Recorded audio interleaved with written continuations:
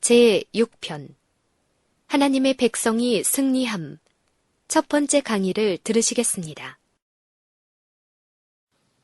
오늘은 다니엘서 3장을 공부하게 되겠습니다. 다니엘서 이 3장에 나오는 이야기는 너무나 유명하고 아주 어린 시절부터 많이 듣던 이야기입니다. 그러나 이 이야기 속에 들어있는 아주 깊은 뜻을 우리가 좀 더 세밀하게 살펴보면 그전에 미처 알지 못했던 또 다른 여러 가지 깨달음과 교훈을 얻게 될 것입니다. 바벨론의 느부갓네살 왕이 자신의 그 꿈속에 나타난 신상 그리고 그 해석을 다니엘이 보여주고 가르쳐 주었을 때 하나님께 대해서 아주 정말 깊은 감동, 감탄, 그리고 하나님께 영광을 돌리는 일을 했을 것입니다. 또 한 것으로 나옵니다. 다니엘서 2장 47절 먼저 배우셨던 내용 보면 너희 하나님은 참으로 모든 신의 신이시오 모든 왕의 주제시로다. 내가 능히 이 은밀한 것을 나타내었으니 네 하나님은 또 은밀한 것을 나타내시는 자시로다.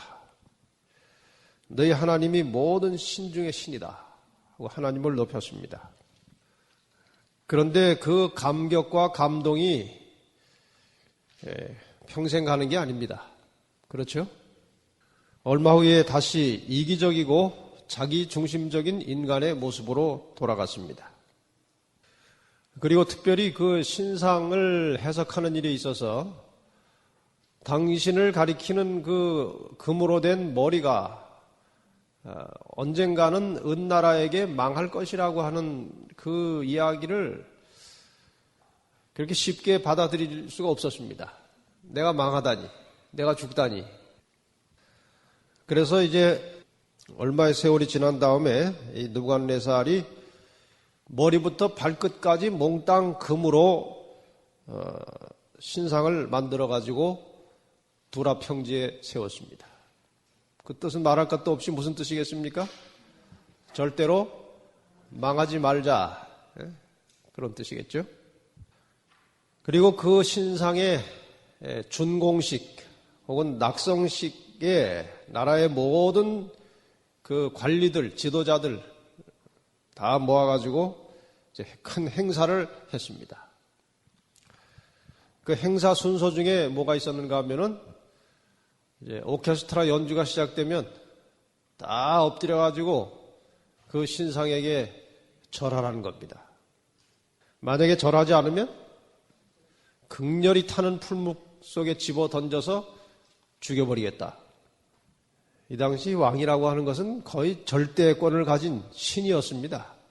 그래서 왕이 하고자 하면 하는 겁니다. 아무도 거역할 수 없습니다.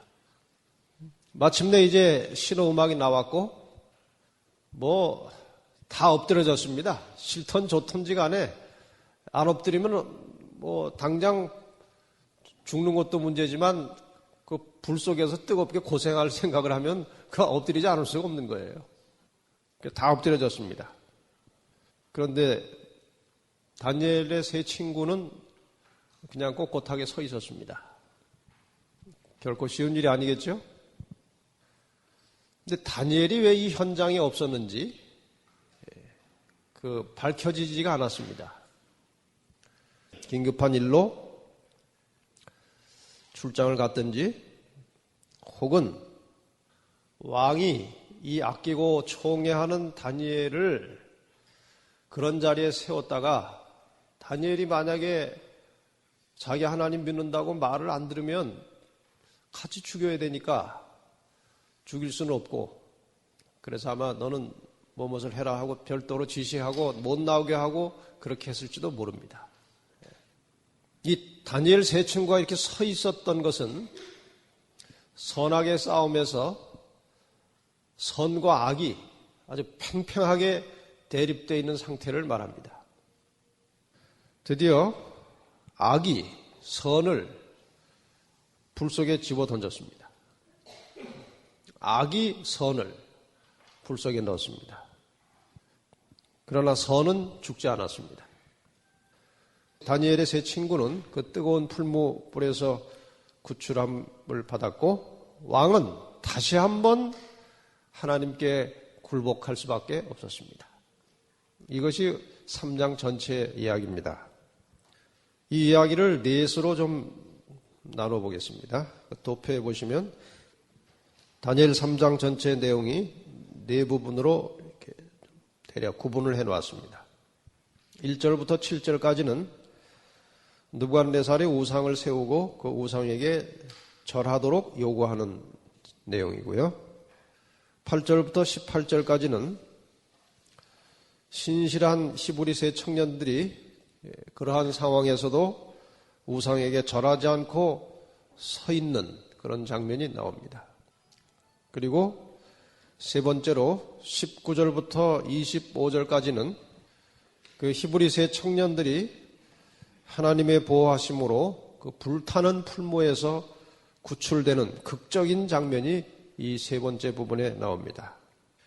그리고 마지막 26절부터 30절까지는 다니엘의 세 친구가 구출된 후에 느부갓네살의 고백 그리고 그의 조서 히브리 청년들이 높임을 받는 감동적인 하나님의 백성들이 승리하는 장면이 나옵니다. 오늘 이 네 부분을 좀 하나씩 분석하고 거기서 우리가 배울 교훈이 무엇인지 좀 살펴보겠습니다.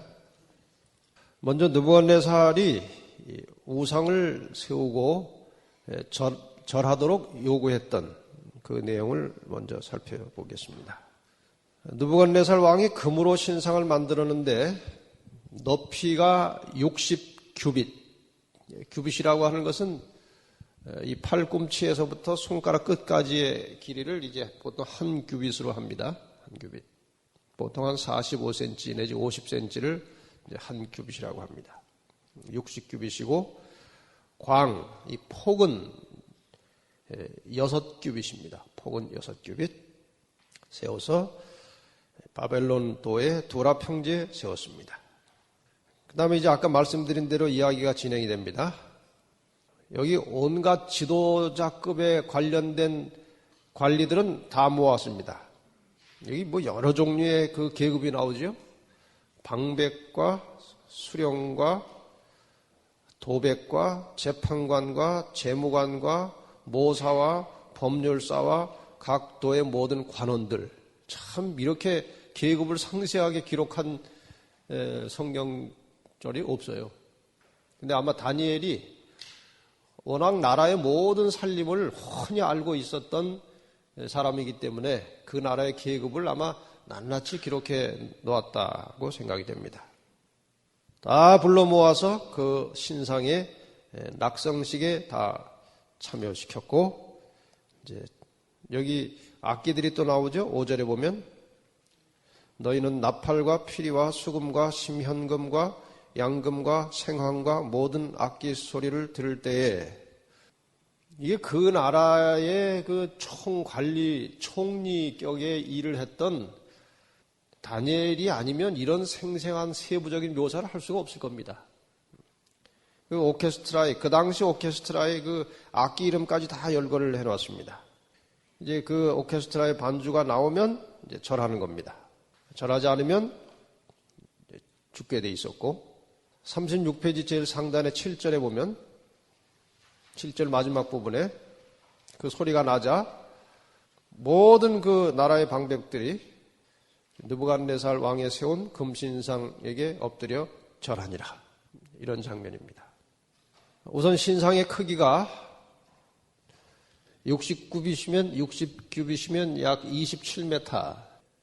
60규빗이면 아니에요. 60 곱하기 45cm를 해야 돼요. 1규빗이 45cm니까 1규빗이니까 대략 45, 50이니까 60규빗이라면 거기다가 45를 곱해야 돼요. 그러니까 27m 정도 되는 거예요. 27m. 그렇죠? 높이가 27m고 폭이 6규빗이니까 높이 10분의 1 아닙니까? 그러니까 2.7m 정도. 이게 45로 한 것입니다. 27m, 2.7m. 이 정도입니다. 근데 사실 이거는 좀 너무 뚱뚱하게 한 것이고, 실제로 하면은 이 폭의 10배예요, 10배. 이 폭의 높이가 10배니까, 얼핏 생각하면 균형이 전혀 안 잡힌 모양으로 보입니다. 그런데 학자들의 연구에 의하면은 이 밑에 깔아놓은 받침대 높이를 포함해서 여기 이제 세워진 신상이 전체가 27m라는 겁니다.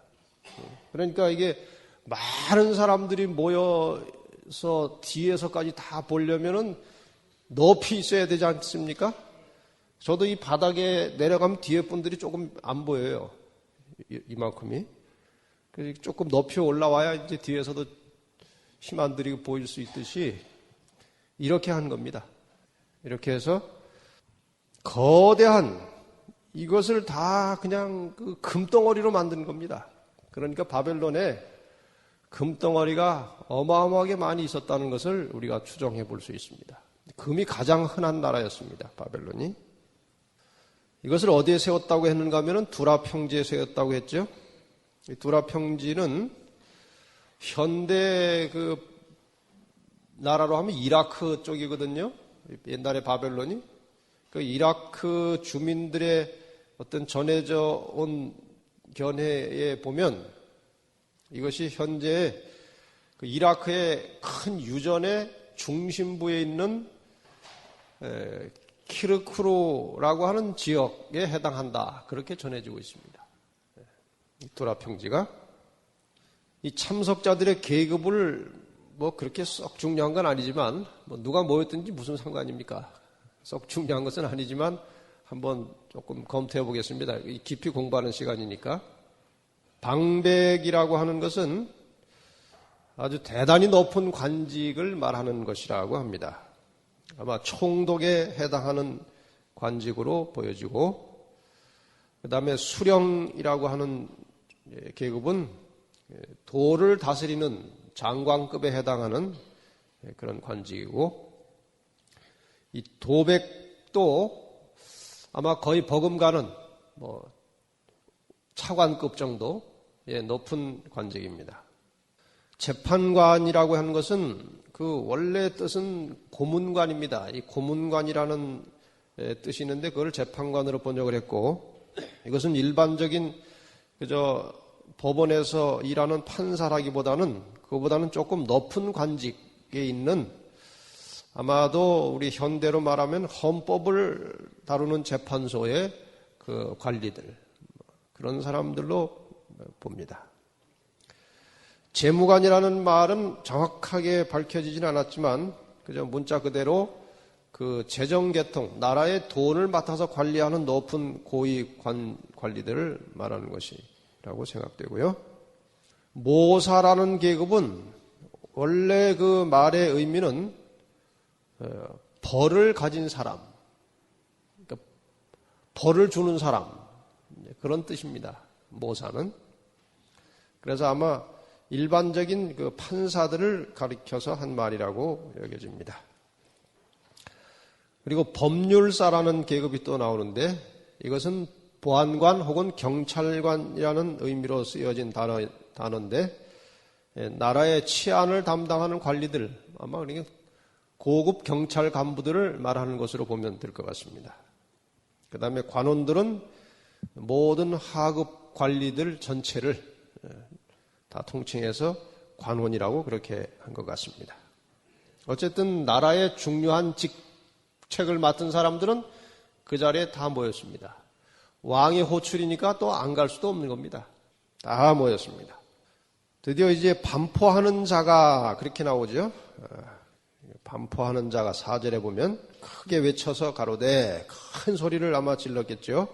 이제 너희가 악기 소리가 들리기 시작하면 다 엎드려서 신상에게 절하라. 이건 왕의 명령이다.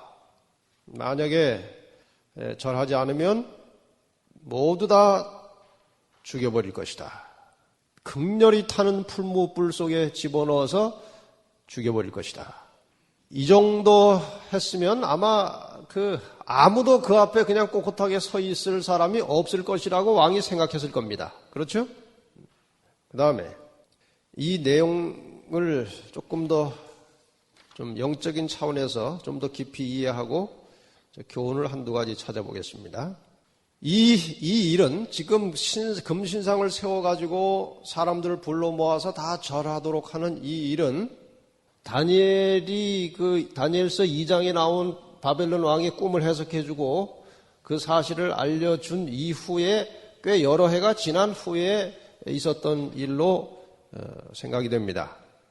이 느부갓네살 왕은 다니엘서 2장의 경험 속에서 자기네 나라가 언젠가는 망할 것이라는, 무너질 것이라는 사실을 어느 정도는 인식하고 있었지만 인간이기 때문에 조금이라도 그 기간을 연장해 보고 싶은 충동이 있었을 겁니다. 인간적 욕망이 있었을 겁니다.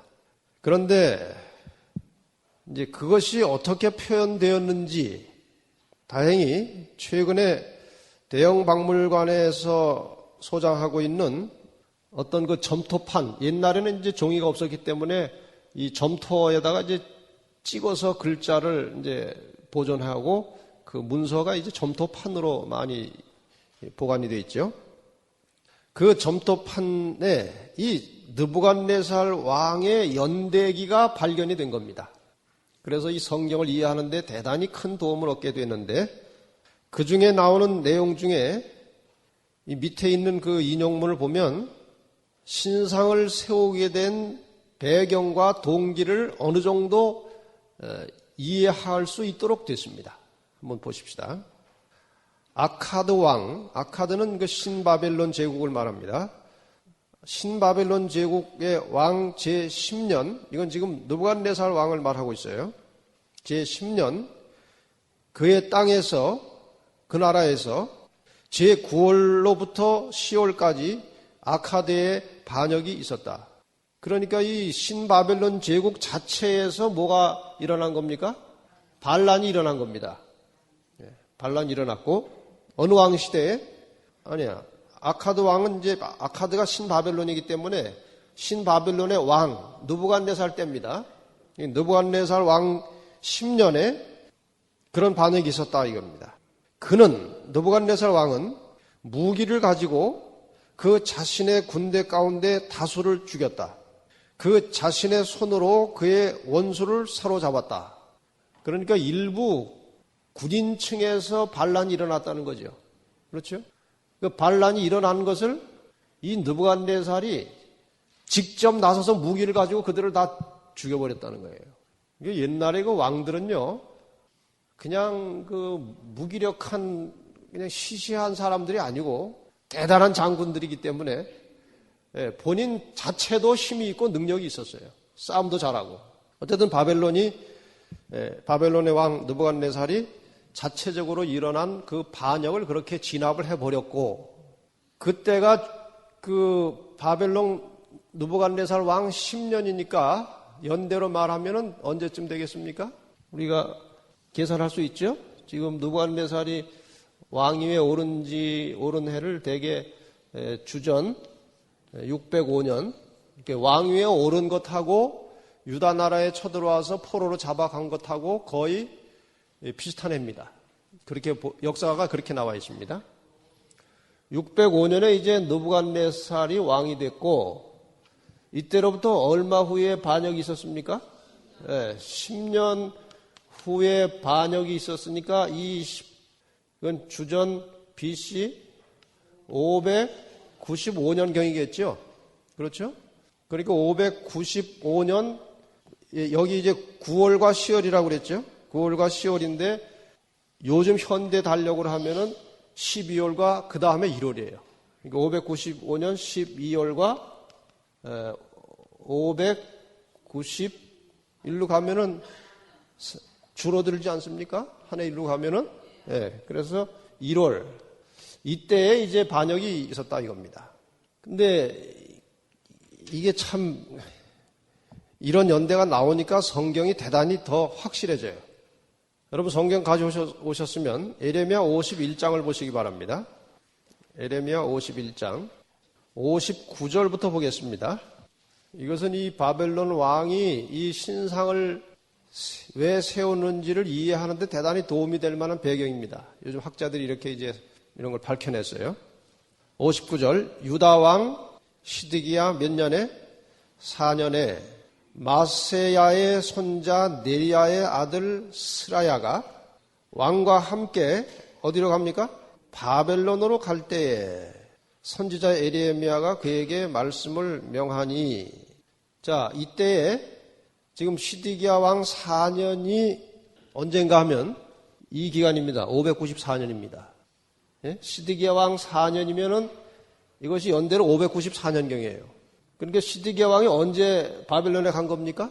네리야, 여기 스라야와 함께 언제 바벨론에 갔어요? 반역이 있은 직후에 간 것으로 보는 겁니다. 예? 연대적으로 그렇게 되는 겁니다. 호출당해서 가는 것으로 보는 거예요. 근데 이 호출해서 갈 때는 대체로 이제 왜 호출하는지는 잘 모르지만 일단 가면은 대체로 이제 그 지배하는 나라에서 그동안 너희가 1년에 얼마씩 바쳤는데 좀 더 올려 바쳐라. 네? 아주 조건을 변경하거나 그런 어떤 새로운 시도가 있을 때 왕들을 불러내지 않겠습니까? 그런데 그 바벨론 왕에게 호출되어 가는 스라야와 시드기야 왕에게, 지금 왕하고 스라야가 둘이 이제 바벨론에 이제 호출돼서 가는 겁니다. 왕에게 에레미야가 뭐라고 이제 얘기하는가 하면은 가가지고 그렇게 굽실굽실 하지 말고 똑바로 말하고 오라는 거예요. 그 내용이 뭔가 하면은 60절부터 나옵니다. 에레미야가 스라야는 뭐였다고 그래서 시종장.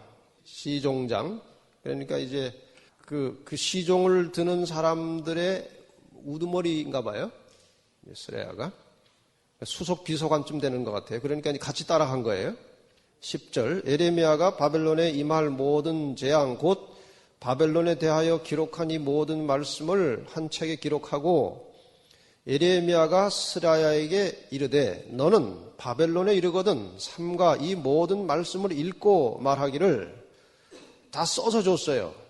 여호와여 주께서 이곳에 대하여 말씀하시기를 이 땅을 멸하여 사람이나 짐승이 거기 거하지 못하게 하고 영영이 황폐케 하리라 하셨나이다. 하라. 너는 이 책 읽기를 다한 후에 책에 돌을 메어 유브라데 하수 속에 던지며 말하기를 바벨론이 나의 재앙 내림을 인하여 이같이 침륜하고 이렇게 가라앉아 버리는 거죠. 다시 일어나지 못하리니 그들이 쇠폐하리라 하라 하니라. 그러니까 가서 바벨론 왕에게 단단히 얘기하라. 당신의 나라가 망할 것이요. 하고 그 읽은 다음에 그 읽은 책을 묶어가지고 거기다 돌을 매달아가지고 집어넣으라 이거예요. 그리고 당신 나라의 운명이 이렇게 될 것이다. 이 말을 보니까 예수님께서 너희 형제를 실족해 하거든 차라리 연자 맷돌을 목에 달고 물속에 들어가서, 그거는 이런 배경과 같은 표현이에요. 그 당시 표현. 정말 그렇게 하라는 말이 아니에요. 그 정도로 형제를 마음 상해하거나 실족하게 하는 일을 하지 말라는 거예요. 그런 사람은 아예 그냥 물속에 빠져가지고 올라오지도 말라는 거예요. 그만큼 그 형제를 이제 실족하게 하는 일을 예수님께서는 대단히 경계하셨습니다. 지금 그와 비슷한 배경이 여기도 나오는 겁니다. 자, 그러면은 이 느부갓네살 왕이 자국에서 있었던 반역 직후에 어떤 일을 했겠는가? 우선 자기의 자리에 위태함을 느꼈겠죠. 그래서 이거 그냥 둬서는 안 되겠다. 요 소문이 바깥 나라에 가면은 그 속국들까지도 지금 여러 나라를 이렇게 점령해가지고 조공을 받고 이렇게 간접적으로 통치하고 있는데 그 나라들이 들고 일어나면은 아주 복잡해지는 겁니다. 그래서 아마 느부갓네살 왕이 그 속국으로 다스리던 나라의 왕들을 데려다가 다시 재교육시키는 겁니다. 너희들 뭐 꼼짝하면 재미없어. 그러니 내가 그런 대로 잘 봐줄 테니까 절대로 그 뭐 반란은 꿈에도 생각지 말고 내가 시키는 대로 잘하고 잘 지내 하고 이제 그 각 나라의 왕들에게 한번 재교육을 시키고 그 다음에 이제 국내의 반합을 진압은 했지만 불씨가 있는 거예요, 없는 거예요? 불씨가 있는 거예요. 한번 그렇게 올라오면 불씨가 남아있거든요. 그래서 바깥의 속국들도 제압을 함과 동시에 국내의 모든 그 정치적으로 이상한 분위기를 완전히 이제 잠재우기 위해서 아마 이 시도를 하지 않았느냐 그렇게 보는 겁니다. 그래서 큰 동상을 세워놓고 그 반란을 일으킬 만한 관리들 다 불러 모아다가 한번 꿇어 엎드리게 하는 거예요. 다시 한번 충성을 맹세받는 거예요. 그래서 이 역사적 배경을 가지고 보면 느부갓네살이 왜 이 신상 동상을 세우게 되었고 어떤 배경에서 그러한 일이 이루어졌는지를 우리가 좀 더 근거 있게 추측을 할 수가 있게 된 것입니다. 이해가 가십니까? 네. 자, 지금 이 느부갓네살 왕의 그 하는 일을 보면 그 사람이 그냥 말만 왕일 뿐이지 우리하고 똑같은 사람입니다. 그렇지 않습니까? 예? 괜히 뭐 이렇게 뭐 옷을 입고 뭐 자리가 올라와서 큰 의자에 앉아가지고 뭐 그렇게 꾸며놔서 그렇지 뭐 화장실에 쭈그리고 앉아있는 거 보면 똑같은 사람이에요. 우리하고 똑같은 사람이에요. 그렇지 않습니까? 그리고 그 심정은 그 마음은 어쩌면 일반인들보다 훨씬 불안하고 초조하고 약간 폭력적이고 그럴 수도 있어요. 그래서 이 왕의 심리를 보고 우리는 우리 자신의 모습을 비춰봐야 하는 겁니다. 여기서 우리가 깨달아야 될 대단히 중요한 것은 무엇인가 하면은 분명히 하나님의 살아계심을 체험했고 확실한 증거를 보았습니다. 그러나 그러한 감정과 결심은 오래가지 않았고 잠시 후에 다시 전형적인 죄인의 인간의 모습으로 돌아와서 자기 중심, 자기 권력을 높이고 자기의 세력을 키우고 자기를 높이는 일을 또다시 시도하는 것입니다. 우리도 시시로 이러한 위험에 빠지고 있어요. 그렇지 않습니까? 교회에서 설교 듣고 하나님 말씀을 듣고 감동을 받으면 야, 내가 이렇게 해야 될 텐데 하고 결심은 잔뜩 하지만 집에 돌아가면은 그냥 별로 달라지지 않은 모습으로 또 그냥 자기 욕심 차리고 자기 화 부릴 거 다 부리고 그냥 성경은 잘 안 보고 텔레비전만 많이 보고 그렇게 돼버려요 사람이. 이제 그런 것을 극복해 나가는 것이 이제 신앙인입니다. 그래서 신앙인들은 끊임없이 어제보다 오늘은 좀 더 나은 인생을 살기 위해서 항상 몸부림쳐야 이게 썩지가 않아요. 대단히 중요한 문제입니다. 어쨌든 이 느부갓네살 왕이 다니엘을 통해서 하나님에 대해서 깊은 경외심을 갖게 됐을 때에 누가 제일 기분 나빴고 불쾌감을 가졌고 긴장했는가 하면 사탄입니다. 지금 사탄은 느부갓네살을 자기의 수하에서 움직여 가고 있는데 이것이 갑자기 하나님을 찬양하고 높이고 경외를 하니 참 사단이 기가 막힌 노릇이에요. 즉시 그의 본성을 충동시켜가지고 자신의 위치를 세우게 하고 또 온 나라를 우상숭배에 빠지도록 그렇게 지도를 하도록 했습니다. 그래서 여기 잘 보시기 바랍니다. 이건 우리에게도 적용이 되는 거니까. 우리는 지금 하늘에 있는 악의 영들과 싸우고 있다는 사실을 잊어버리면 안 돼요. 그렇습니까? 하늘에 있는 악의 영들의 두목이 누굽니까? 사단이에요. 항상 우리는 이 사실을 기억하고 있어야 돼요. 이 사단의 전략의 핵심이 무엇인가 하면은 하나님을 의지하지 않고 항상 자신을 의지하도록 하는 겁니다. 사람에게 자신을 의지하거나 다른 사람을 의지하게 하는 것이 사탄의 전략입니다. 그 다음에 우상 숭배하도록 하는 것이 사탄의 전략의 대단히 중심에 들어있어요. 결국 우상은 자기가 우상이 될 수도 있어요. 자기가. 그러니까 하나님을 섬기지 않고 다른 것을 섬길 때 그 다른 것이 우상이에요. 하나님을 의지하지 않고 하나님보다 더 의지할 대상이 생기면 그것은 우상입니다. 항상 우리는 이것을 경계하고 살아야 합니다. 자, 그 다음에 이제 두 번째 부분으로 넘어갑니다. 그러한 이제 절하는 사건 속에서 있었던 다니엘의 세 친구 히브리 청년들의 이야기입니다. 3장 8절로부터 18절까지입니다. 이제 다 엎드려졌는데 아마도 다니엘의 세 친구 근처에서 같이 일하던 방백들, 관리들은 옆으로 살짝 다니엘 세 친구는 저를 하나하나 봤을지 모릅니다. 왜냐하면 그들의 라이프 스타일이, 그들이 살아가던 방법이 자기들과는 전혀 달랐거든요. 그러니까 아마 저것들을 어떻게 하나 하고 보니까 역시 서 있는 거예요. 그래서 8절에 보면 그때 어떤 갈대아 사람들이 나와 유다 사람들을 참소하니라. 그 청년들이겠죠? 그들이 느부갓네살 왕에게 고하여 가로되 왕이여 만세수를 하옵소서. 이게 하나의 통상적인 인사지요.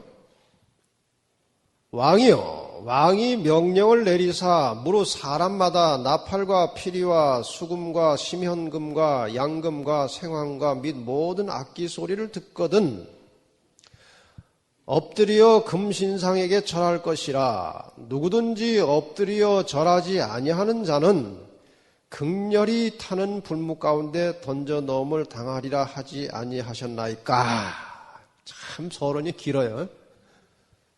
지금 왕이 내린 명령을 왕에게 다시 한번 재확인시켜 주는 겁니다. 누구를 잡으려고?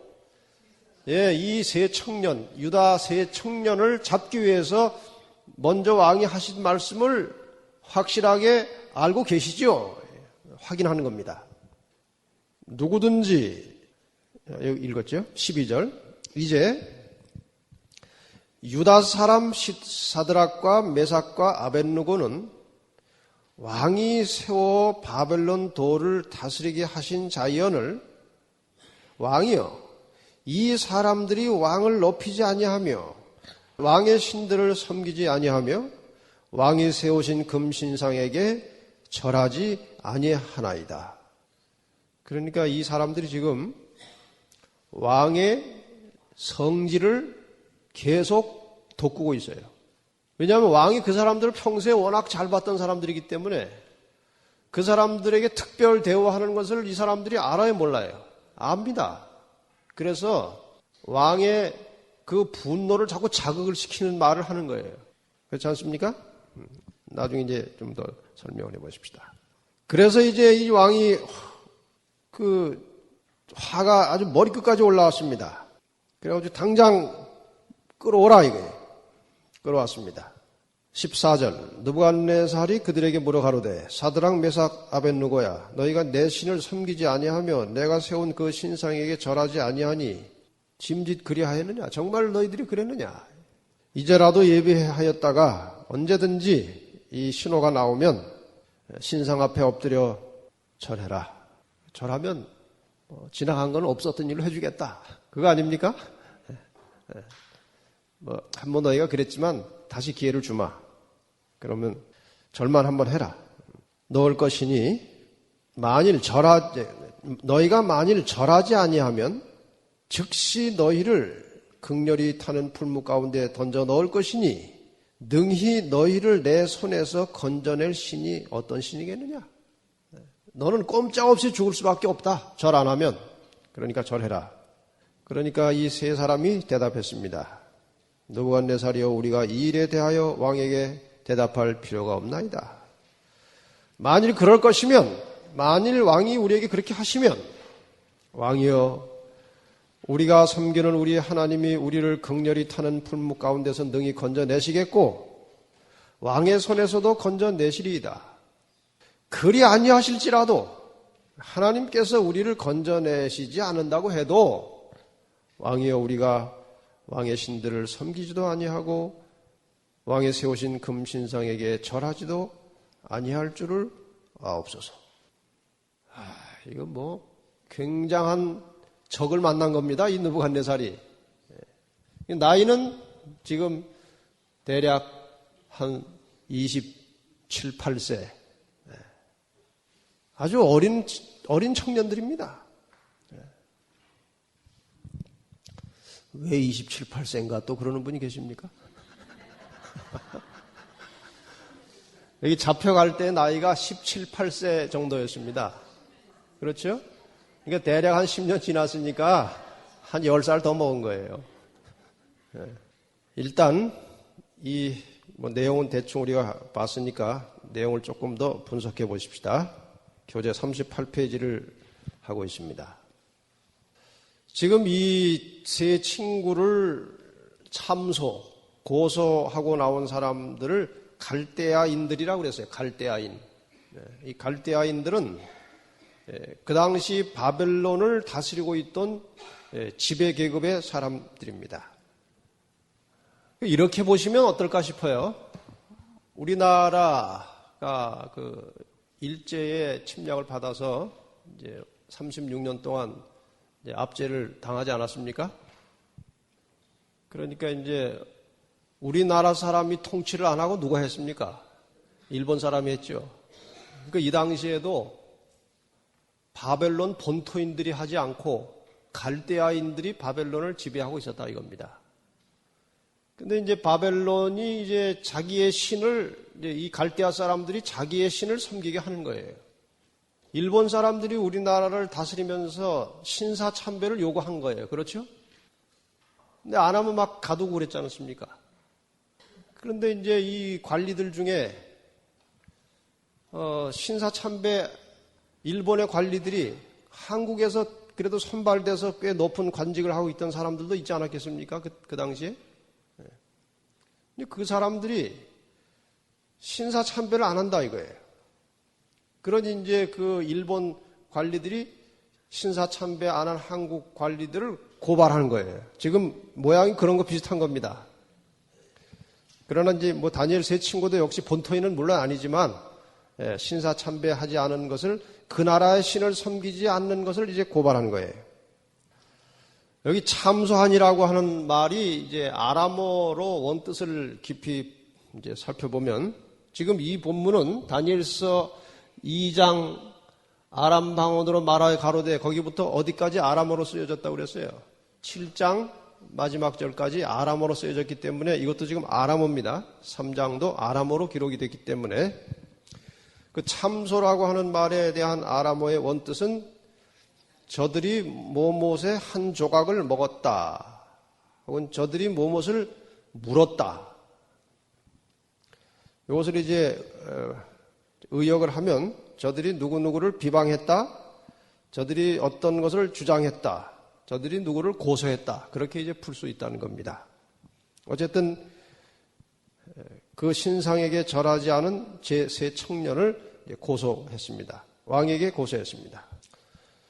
그런데 그 고소할 때에 이 고소자들이 뭐라고 이제 시작했는가 하면은 유다 사람 사드락과 메삭과 아벳느고는 왕이 세워 바벨론 도를 다스리게 하신 자연을 그랬어요.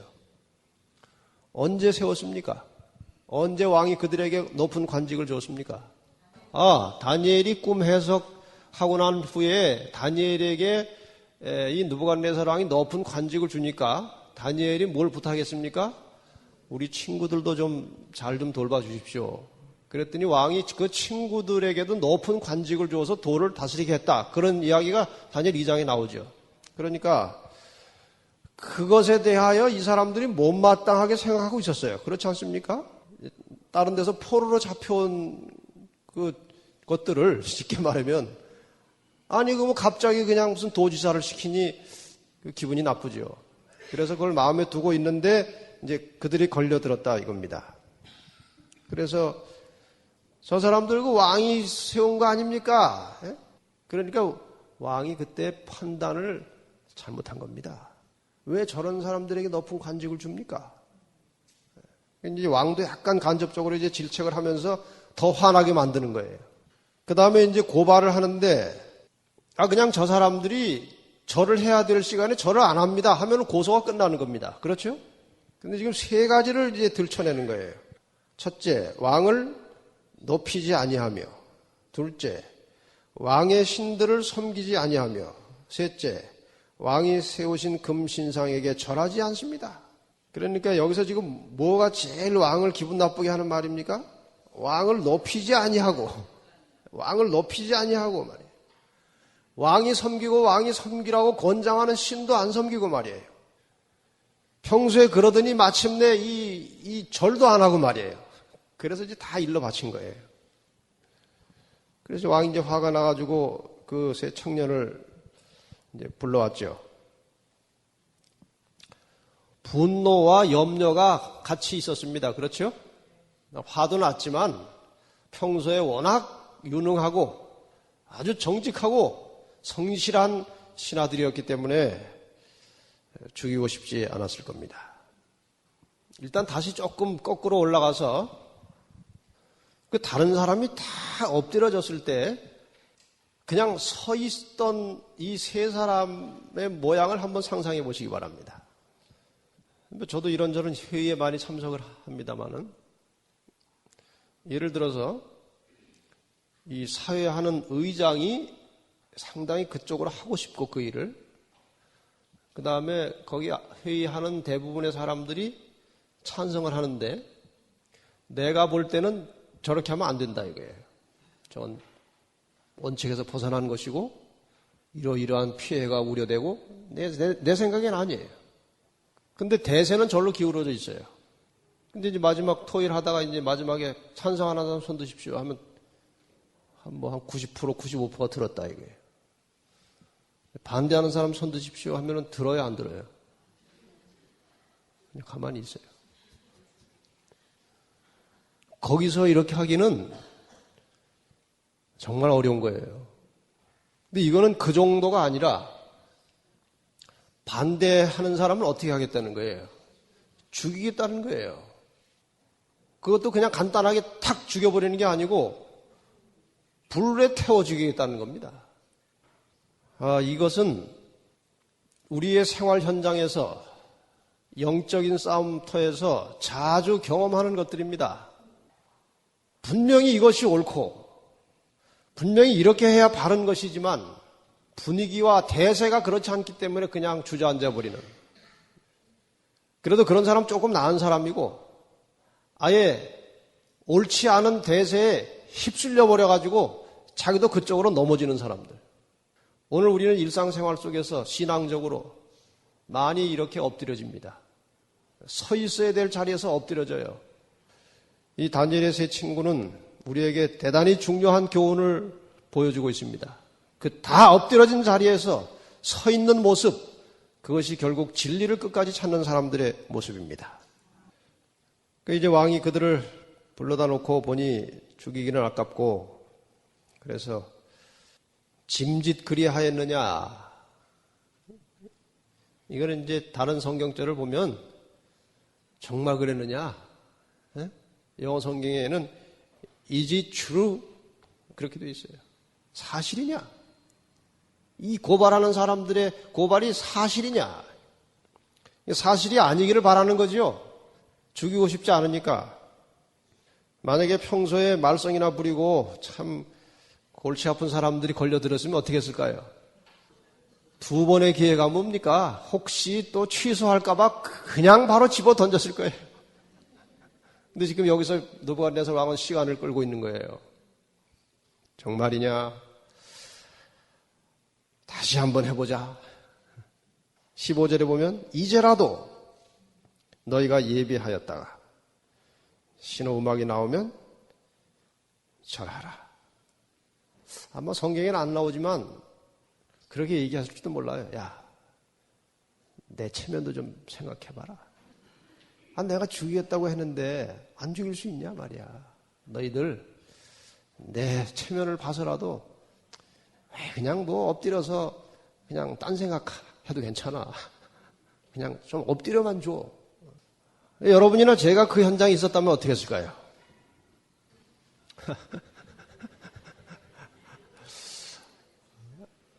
아유, 참, 왕께서 그렇게까지 하시니, 참 황송합니다.